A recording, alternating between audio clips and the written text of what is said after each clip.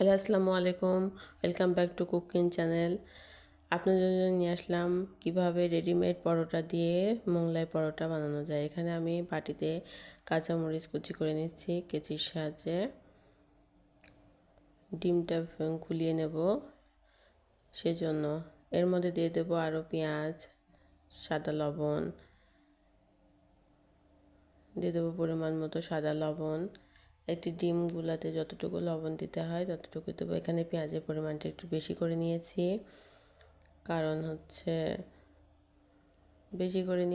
কারণ পেঁয়াজটা বেশি হলে মোগলাই পরোটাটা খেতে বেশি ভালো লাগে। পেঁয়াজ, মরিচ এবং লবণ মিশিয়ে নিয়ে একটি ডিম ফাটিয়ে বাটিতে নিয়ে নেব। নিয়ে এখন ডিমটা ফেটিয়ে নেব। ডিমটা ফেটিয়ে নেওয়ার পরে রেডিমেড পরোটার উপরে দিয়ে দিব।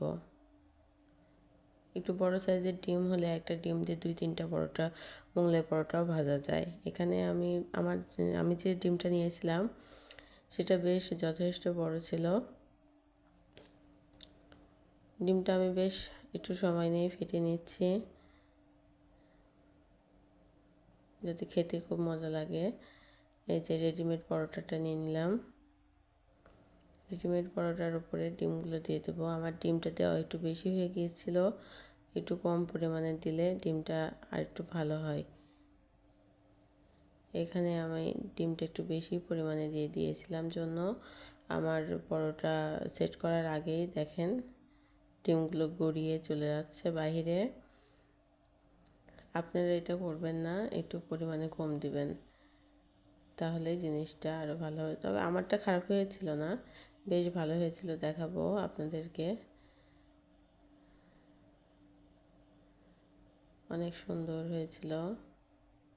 এটা আপনারা হাতে উঠায় দিতে যাবেন না, এটা আপনারা যেটার উপরে রাখবেন, থালা, প্লেট বা কোনো বোর্ডের উপরে, সেটা সহ আস্তে করে প্যানের উপরে নামিয়ে দিবেন। তাই সুন্দর একটা, এই যে ভাজার পরে খুব সুন্দর একটা হবে। আমি আস্তে আস্তে চারিদিক থেকে একটু করে উঁচা করে নিচ্ছি, আলগোজ করে নিচ্ছি, যাতে খুব সুন্দরভাবে উঠে আসে। এই যে দেখেন কি সুন্দরভাবে উঠে এসেছে। সুন্দরভাবে উঠে আসার পরে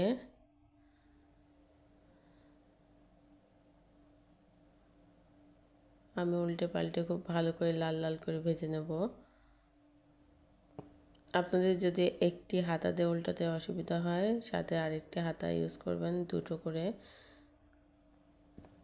যাতে তেল ছিটকে গায়ে না পড়ে। ভাজা হয়ে গেলে এটাকে আমি একটা বোর্ডের উপর উঠে নেব, নিয়ে সুন্দর করে একটা ধারালো চাকুর সাহায্যে কেটে নেব। ঠিক বাজারে যেভাবে মোগলাই পরোটাগুলো কাটে ঠিক ওইভাবেই কেটে নেব।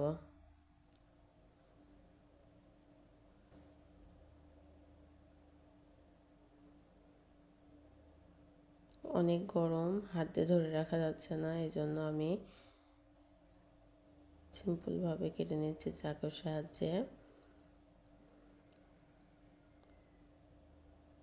আপনারা এইভাবে কেটে নেবেন। এটা গরম গরমই কেটে নিতে হবে, কারণ এই মোগলাই পরোটাটা গরম গরম খেতেই ভালো লাগে। ঠান্ডা হয়ে গেলে তো আর খেতে ভালো লাগবে না, সেজন্য গরম গরমই কেটে নিতে হবে এবং পরিবেশন করতে হবে। এই যে দেখুন কি সুন্দরভাবে আমি কেটে নিয়েছি এবং সস দিয়ে পরিবেশন করে দিয়েছি। এর প্রত্যেকটার মধ্যে সুন্দর ডিমের পুর ছিল, কোনোটার মধ্যে ডিমের পুরের কোনো কম ছিল না। দেখে দিচ্ছি আপনাদেরকে যে, আর পেঁয়াজটা বেশি দিলে খেতে খুব ভালো লাগে। কোনো গেস্ট আসলে এভাবে বানিয়ে দিবেন, বাসায় কেউ নেই কোনো খাবার নিয়ে আসার জন্য, স্ন্যাক্স আইটেম আনার জন্য করে দিবেন।